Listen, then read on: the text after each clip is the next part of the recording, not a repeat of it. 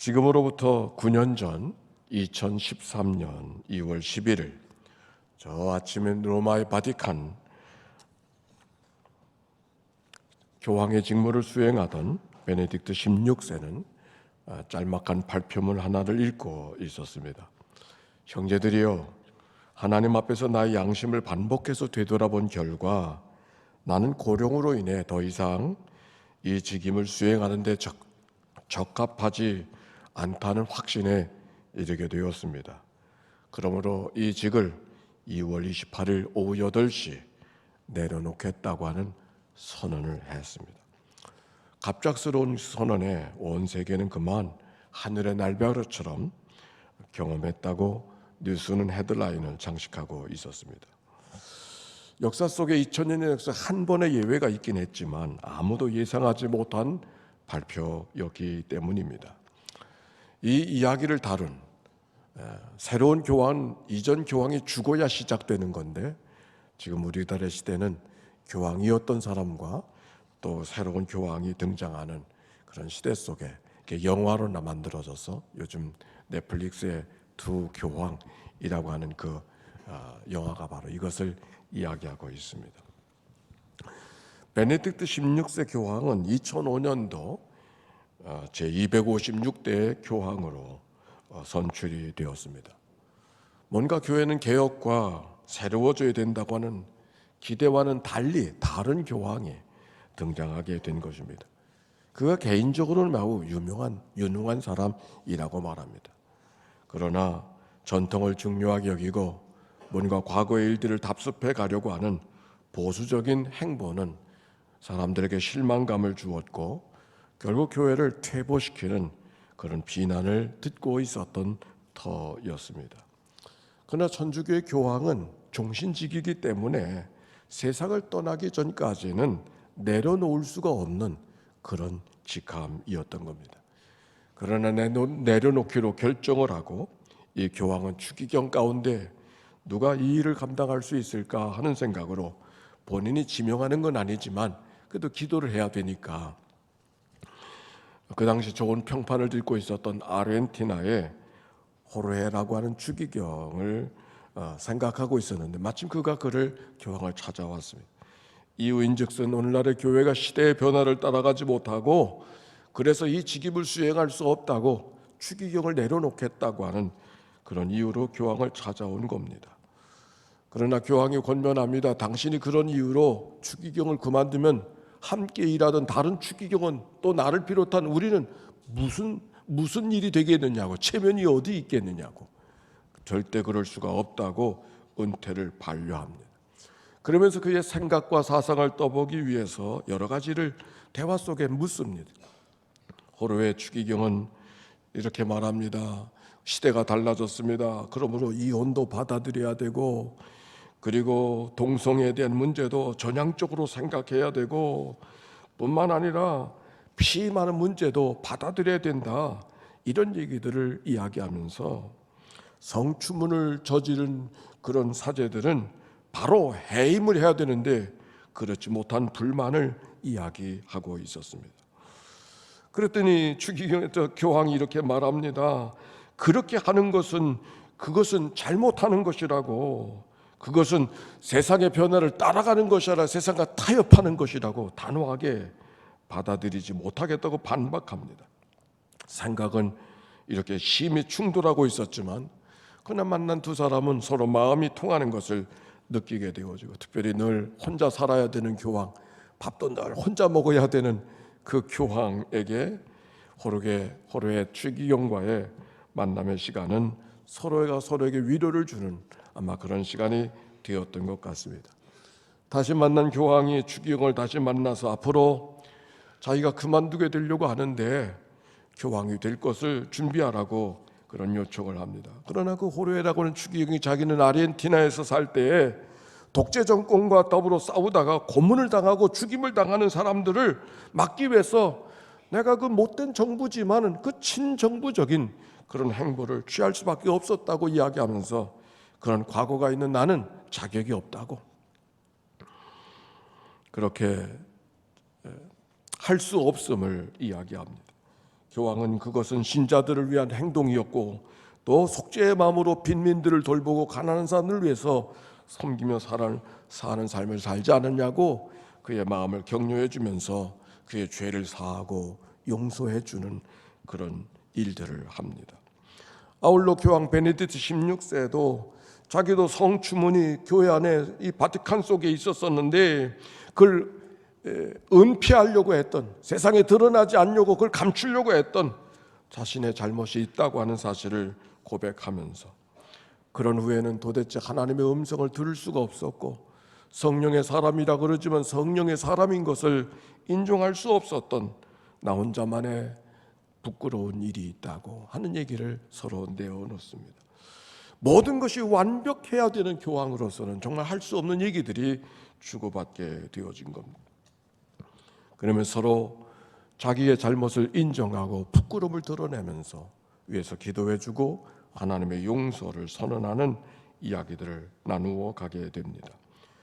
서로 짊어지고 가던 짐들을 서로 내려놓으면서 앞으로 걸어가는 일에 함께 힘을 얻는 장면의 이야기가 조용한 가운데 영화에 흘러가고 있었습니다. 결국 호르의 추기경은 훗날 베네딕트 교황이 기도한 대로 프란체스코라고 하는 현재의 교황이 즉위하게 되어지게 됩니다. 상징적으로 베네딕트 16세 교황은 그동안 지나간 세월 동안 늘 신고 있었던 권위와 순교자의 피를 상징하는 빨간 구두, 빨간 신을 신고 있었었는데 호르의 프란체스코 그 새로운 교황은 검정신을 신고 있는 것으로 빨강과 검정이 대비되어지는 그 모습으로 영화를 연출하는 것을 찾아볼 수 있었습니다. 기회가 되면 여러분도 한번 보시면 좋겠다 생각이 되어져요. 자, 이제 성경 이야기로 가겠습니다. 우리가 지나간 몇 주 동안 성령의 말씀들을 바울 서신의 이야기를 중심으로 읽었습니다. 지난 주간에 데살로니가 전서후서를 읽었지만 로마서로부터 시작해서 갈라디아서, 에베소, 빌립보, 골로새, 데살로니가 전서후서까지 읽어가면서 뭔가 하나님 앞에 내가 구원받는 자의 삶의 이야기를 계속 나누었는데 보니까 그 말씀이 발전해 가고 있다고 하는 것을 여러분 느끼고 있지 않습니까? 우리가 로마서를 폈었을 때 읽어갔던 말씀이 기억이 납니다. 로마서 3장 23절에 있는 말씀인데 우리 한번 성경 찾아보시기도 하고 또 같이 읽어보십시다. 시작. 모든 사람이 죄를 범하였음에 하나님의 영광에 이르지 못하더니 그리스도 예수 안에는 속량으로 말미암아 하나님의 은혜로 값없이 의롭다 하심을 얻은 자 되었느니라. 하나님이 창조된 세상을 살고 있다고 하는 것을, 하나님의 신성과의 하나님의 세상이라는 것을 그가 만드신 모든 만물에 보여 알게 되어서 아무도 핑계하고 부인할 수 없게 하였지만은 사람들이 하나님을 알 때 하나님을 영화롭게도 하지 않고 오히려 그 마음이 미련해지고 허망한 생각으로 피조물들, 섬겨야 될 하나님을 섬기기는커녕 피조물을 섬기는 죄를 범하였음을 성경이 우리에게 가르쳐 주고 있습니다. 그러나 하나님께서는 죄범한 인생들을 내버려 두지 아니하시고 십자가의 성량하신 은혜로 말미암아 의롭다 하심을 얻게 하셨음을 우리에게 증언해 주고 있습니다. 죄인이지만 죄인을 죄인으로 보지 않고 의롭게 여겨주시는 은총, 우리가 하나님 앞에 내가 죄인입니다 이렇게 고백하지만 그 고백 속에 하나님 앞에 또 달리 표현되어야 될 것은 죄인이었는데도 하나님께서 나를 죄인으로 보지 아니하시고 의롭게 여겨주신 은총이 내 가운데 더 커지고 머물러야 되는 것을 말씀하고 있는 거죠. 의롭게 여겨주신 은총, 이게 바로 칭의라고 하는 말로 표현, 의롭게 칭해 주셨다 그런 말입니다. 그런데 그 칭의, 하나님의 의롭게 여겨주신 그 은혜를 어떻게 받을 수 있는가? 로마서 1장 17절의 말씀입니다. 봅시다. 복음에는 하나님의 의가 나타나서 믿음으로 믿음에 이르게 하나니 기록된 바 오직 의인은 믿음으로 말미암아 살리라 함과 같으니 오직 의인은 믿음으로 말미암아 살리라. 믿음이라고 하는 것이 무엇인가를 이 말씀을 전할 때 했습니다. 그 믿음은 내가 무언가를 더하고 무언가를 해야 되는 것이 아니라 하나님이 베풀어 주신 은혜를 그대로 받아들이는, 거저 주신 은혜를 받아들이는 그것이 바로 믿음이라고 했습니다. 하나님의 세상을 살면서도 하나님의 세상은 인정하지 않고 살던 것들을 깨닫고 교만하던 것들을 내어버리고 하나님 앞에 회개하며 나타나고 하나님이 베풀어 주신 그 거저 주신 은혜를 예스하고 받아들이는 것, 그게 바로 믿음이라고 이야기했습니다. 내가 한 일이 없다고 자존심 상해하지 마시기 바랍니다. 내가 구원받는데 내가 하는 일이 좀 있어야 되지 않은가? 그 자존심 상해할 일이 없어요. 왜? 자연의 이치가 그러합니다. 보세요. 어머니로부터 갓 태어난 핏덩이 어린아이가 할 수 있는 것은 아무것도 없어요.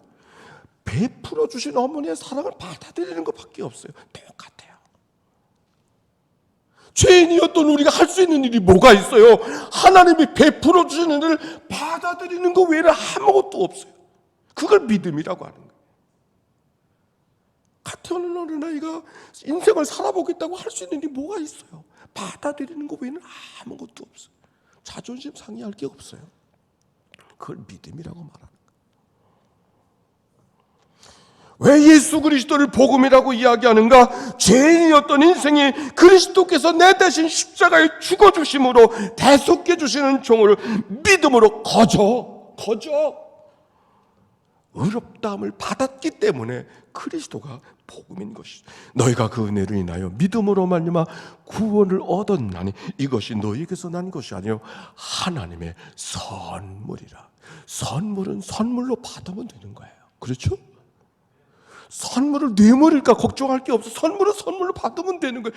감사. 그리고 섬겨줄 수 있을 때 섬겨드리면 되는 거예요. 나는 그런 선물을 받지 않았어. 그리고 자세하는 게 아니고 선물은 선물로 받으면 되는 거예요. 그리고 더 헌신하고 더 하나님 앞에 쓰임받는 그런 나누고, 그게 하나님의 사람들의 모습이죠. 그게 하나님의 자녀, 은혜 속에 살아가는 사람들의 모습이에요. 그게. 그래서 그리스도를 복음이라고 말하는 거예요. 여러분 물어보겠어요. 그리스도가 여러분의 죄를 위해서 십자가의 죽으심을 믿으시나요? 아멘. 다시 한번 묻겠어요. 그리스도가 여러분의 죄를 위하여 십자가에 대신 죽으셨음을 믿습니까? 아멘. 영접하는 자, 그 이름이 믿는 자들에게 하나님의 자녀가 되게 하셨으니 그러므로 우리가 하나님의 자녀가 된 거예요. 하나님의 자녀가 된 우리는 그러면 어찌 살아가야 되는가? 성경이 말해주고 있어요. 로마서 12장 1절의 말씀입니다. 시작. 그러므로 형제들아 내가 하나님의 모든 자비하심으로 너희를 권하노니 너희 몸을 하나님의 기뻐하시는 산제물로 드리라. 이는 너희의 드릴 영적 예배니라. 우리가 하나님 앞에 구원을 받았으니 이제는 삶으로 하나님의 사랑을 받았으니 이제는 우리의 몸으로 제물되어진 삶을 살아가라. 그 말씀인 것이죠. 그것이 뭔가? 제물되어진 삶이 뭔가? 하나님의 선하시고 기뻐하시고 온전한 뜻이 무엇인가를 늘 분별하며 살아가는 삶. 어제 분별했다 할지라도 그건 어제의 삶이고 오늘도 하나님이 기뻐하시고 하나님이 선하시고 하나님의 원하시는 뜻이 무엇인지 오늘도 분별하며 살아가는 삶. 얼마나 도덕적인 삶인가, 얼마나 윤리적인 삶인가, 얼마나 완전한가, 그게 중요한 것이 아니에요. 오늘도 하나님의 선하시고 기뻐하시고 온전한 뜻을 늘 분별하며 살아가는, 분별된 삶이 아니요 분별하며 살아가는 삶을 살아가고 있는가. 그것이 하나님의 자녀가 오늘을 살아가야 될 삶의 모습인 것을 성경이 말씀하고 있습니다.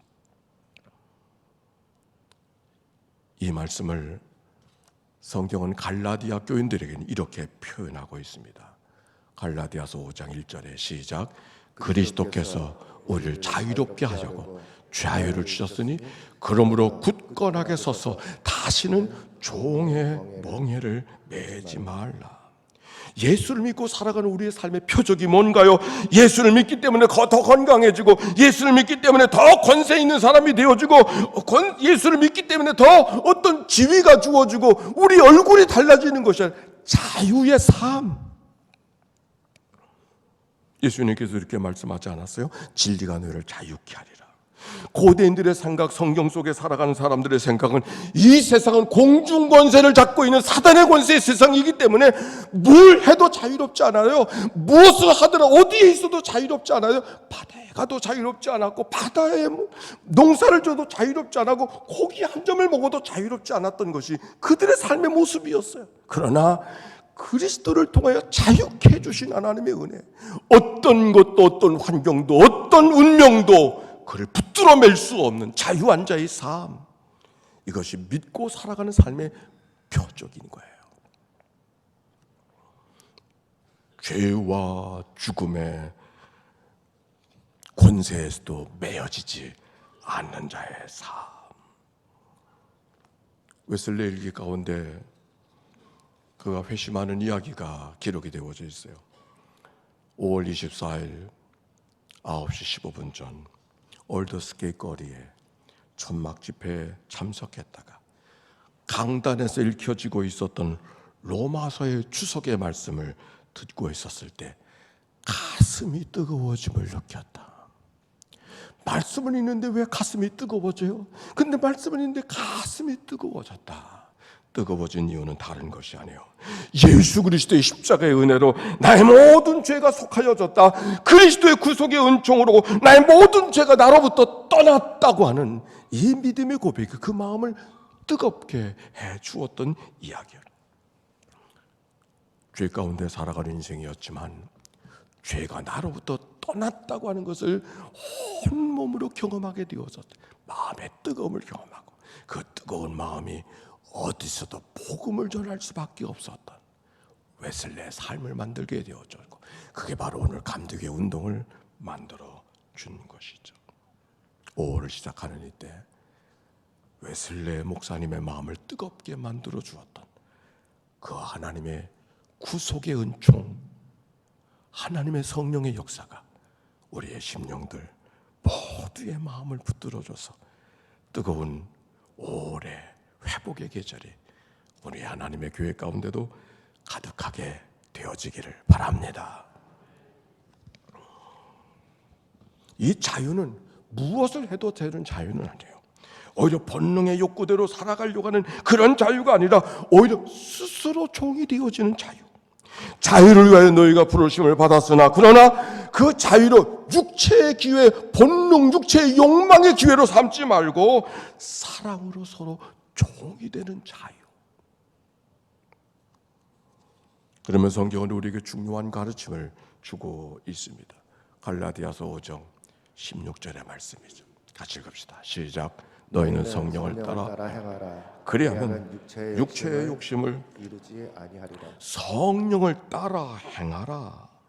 성령을 따라 행하라. 그리하면 육체의 욕심을 이루지 아니하리라. 이 말씀 속에 이미 우리 안에는 본능적인 욕구의, 욕망의 소욕이 우리 안에 늘 살아있다는 거예요.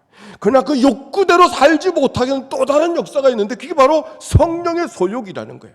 여러분, 혹시 우리가 살아가면서 우리의 삶의 두 가지 마음 때문에 마음의 불편함을 갖고 뭔가 부딪히는 마음 때문에 이렇게 살면 안 되는데 이렇게 살면 안 되는데 그 마음이 내 마음을 두드려서 나의 마음을 울적하게 만들고 아프게 하는 마음이 있다면 여러분의 신앙이 틀린 것이 아니라 그게 살아있는 신앙이에요. 왜? 두 마음이 부딪히고 있으니까. 성령의 소욕이 내 안에 살아있기 때문에. 와인 맞은 양심이 아니라 성령의 소욕이 내 안에 살아있기 때문에 그 갈등이 우리 안에 있는 거죠. 이것을 빌립보 교인들에게 주신 말씀 속에는 이렇게 표현합니다. 빌립보서 3장 12절의 말씀 시작. 내가 이미 얻었담도 아니요 온전히 이루었담도 아니라 오직 내가 그리스도 예수께 잡힌 받은 그것을 잡으려고. 내가 얻어가는 것이 아니요 내가 이루어가는 것이 아니요 오히려 얻었담도 아니요 온전히 이루었담도 아니라 오직 예수 그리스도께서 잡아주시는 은혜를 붙들고 가는 그런 삶. 잡은 줄로 여기지 않고 완성됐다고 여기지 아니하고 오늘도 도중의 삶인 것을 고백하고 여전히 오늘도 공사 중인 것을 고백하며 살아가는 자의 삶, 이것이 바로 성화의 삶이요 오늘 우리의 삶인 것을 이야기하고 있는 것이죠. 자크 라캉이라고 하는 한 철학자가 있습니다. 그분의 글이 우리의 생각을 빼앗아갑니다. 인생의 결핍은 끝없는 욕망을 만들어내고 그 욕망이 채워주는 순간 그걸로 욕망이 끝나는 것이 아니라 또 환상을 쫓아가는 것처럼, 신기를 쫓아가는 것처럼 또 다른 새로운 욕망이 나타나서 또다시 그 욕망을 쫓아가야 되는 우리의 삶. 인간의 욕망은 끝도 없이 지속적으로 우리의 삶을 붙들고 있다라고 하는 것이 자크 라캉의 이야기입니다. 마치 빨간 구두를 멈출 수 없는 안데르센의 분홍실을 벗어버릴 수가 없는,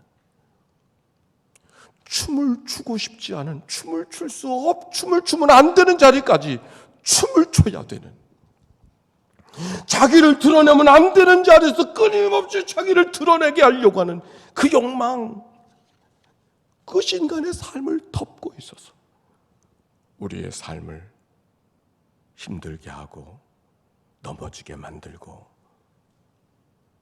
하나님으로부터 우리의 삶을 멀어지게 만들고 있음을 이야기하고 있는 것이죠. 왜 바울이 이 믿음의 삶을 경주자의 모습으로 이야기하고 있었을까? 치열한 믿음의 여정이 그 가운데 있음을 우리에게 말씀하고 있기 때문입니다.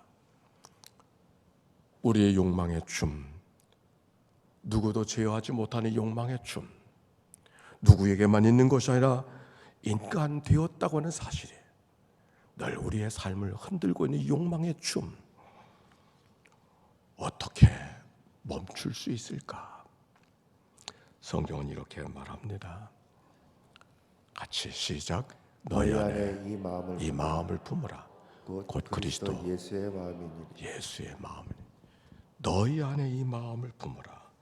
곧 그리스도 예수의 마음이니.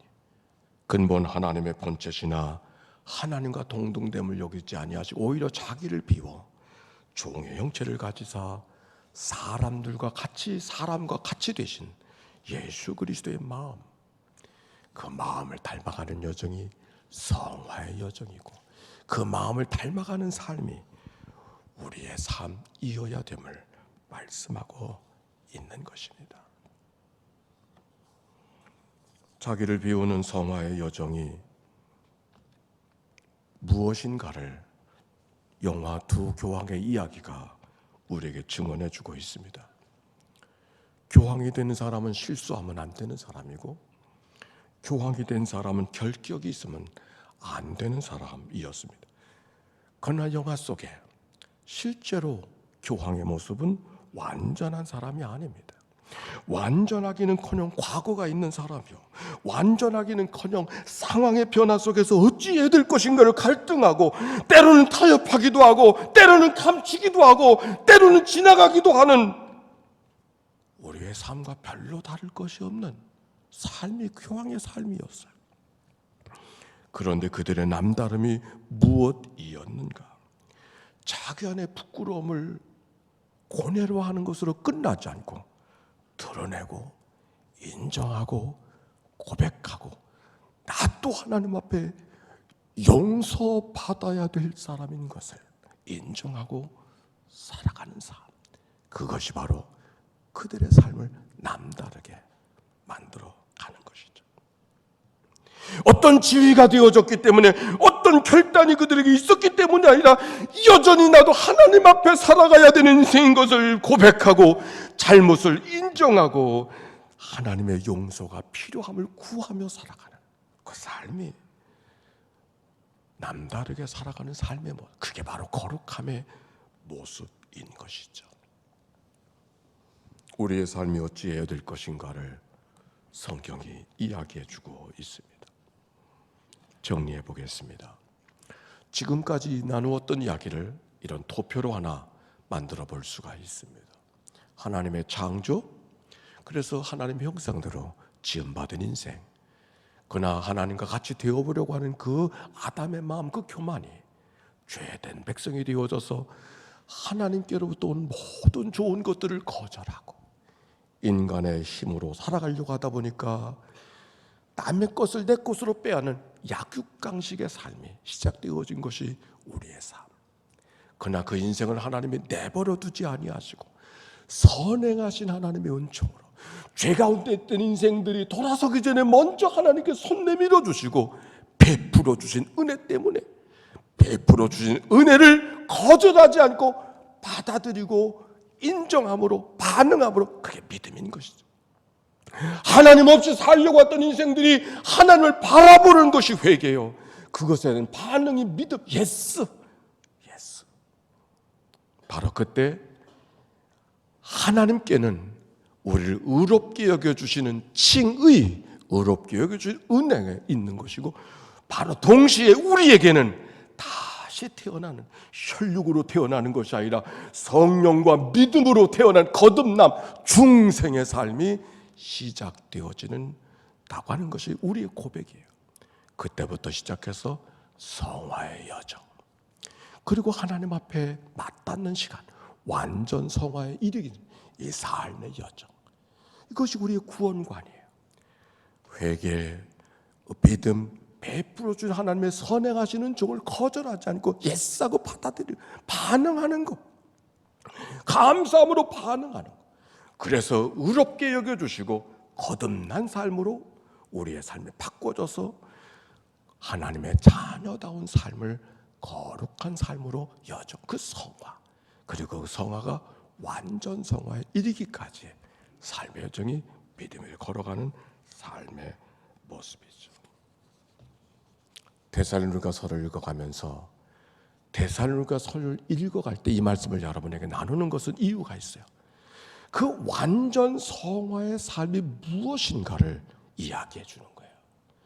마지막 우리 하나님께서 원하시는 마지막의 삶이 무엇인가? 아니, 그거는 천국의 삶을 미리 경험하는 삶이 무엇인가? 데살로니가전서 5장 16절부터의 말씀 시작. 항상 기뻐하라, 쉬지 말고 기도하라, 범사에 감사하라. 이것이 그리스도 예수 안에서 너희를 향하신 하나님의 뜻이니라. 우리 교회 표가 아니고 천국의 삶이 어떤 삶일 거라. 밥을 많이 먹는 이런 삶이 아니고 늘 노래하고 춤추는 그런 삶이 아니고 항상 하나님을 기뻐하고 쉬지 말고 기도와 하나님을 친밀히 교제하고, 그리고 범사의 모든 일을 감사함으로 반응하는 자의 삶. 감신대 총장을 지낸 김홍기 목사님은 구원받은 자의 삶이 뭔가, 완전 성화의 삶이 뭔가, 그거를 행복한 삶이라고 이야기하면서 그 완전 성화를 이룰 때 성령께서 우리 가운데 주시는 표지, 사인이 뭔가, 항상 기뻐하고 쉬지 않고 기도하고 하나님과 친밀히 동행하고 모든 일에 감사로 반응할 수 있는 삶, 그것이 바로 완전 성화의 표지라고 이렇게 이야기해 주었습니다. 우리가 어떻게 그런 삶을 가능할 수 있을까? 감당할 수 있을까? 우리 안에 이루며 살아갈 수 있을까? 이 말씀이 막 지나가면서 데살로니가전서 5장 19절 시작. 성령을 소멸하지 말며. 소름 끼치지 않아요? 성령을 소멸하지 말고 항상 기뻐하고 쉬지 말고 기도하고 범사에 감사하라. 이게 하나님의 뜻인 줄 모르지 않잖아요. 그런데 어떻게 그 삶을 살아갈 수 있을까? 성령을 소멸하지 말고. 오늘도 성령께서 여러분의 마음을 인도해 주셔서 예배의 자리를 초대해 주신 줄로 믿습니다. 이제 성령께서는 이 말씀을 들은 우리에게 또 그런 삶을 살아가도록 인도해 주실 줄로 믿습니다. 오늘 말씀의 마지막 절 데살로니가전서 5장 24절 시작. 너희를 부르신 이는 미쁘시니 그가 또한 이루시리라. 아멘. 내가 이루는 게 아니었어. 그분이 이루어 주시는 거예요. 우리를 자녀로 불러주시고 하나님의 백성으로 불러주신 그분이 우리 안에 이루어진, 공부하고 노력해서 내가 이루는 것이 아니라 그분이 불러주신 은혜로 내 가운데 이루어주신, 우리는 열어드리고 반응하고 살아가는 삶. 한 주간이 시작되어집니다. 오늘도 우리 가운데 부르신 이가 이루시려고 하는 하나님의 거룩한 뜻이 잘 이루어드리는, 잘 이루어지는 성령의 은총에 반응하며 살아가는 믿음의 한 주, 이 주간이 되시길 주의 이름으로 축원합니다.